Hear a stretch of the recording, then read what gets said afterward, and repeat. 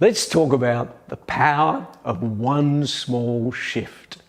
In Acts chapter 8, we get a great snapshot of an incredibly important leadership principle, and that is, sometimes it just takes one small shift to make a big difference. Paul is facing conflict once again. He's done nothing wrong. He has a pure heart. He's working to cover his own expenses. He's been completely devoted as he's been faithfully teaching in the synagogue. But now religious Jews are stirring opposition again, and he's not getting any momentum. His response? He makes one clear decision. He moves out of the synagogue and starts up next door. Acts chapter 18, verse 7 to 8. Then Paul left the synagogue and went next door to the house of Titius Justus, a worshipper of God. Crispus, the synagogue leader, and his entire household believed in the Lord, and many of the Corinthians who heard Paul believed and were baptized. Small shifts make a big difference. Paul just moved one house down and suddenly everything shifted. As leaders, we can't get it right all the time.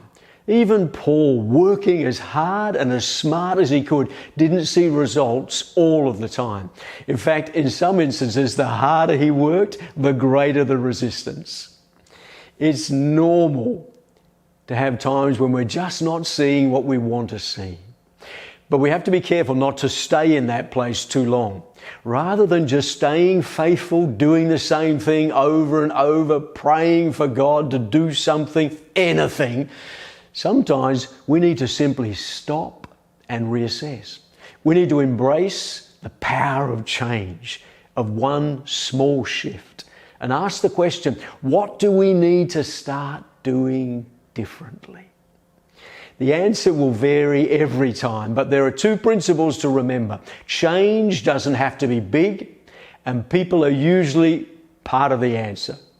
In Paul's case, a friend next door became the instrument of significant change. A simple relationship with someone who may have seemed insignificant brought all the change that was needed, and suddenly the work went into a whole new season of influence and success.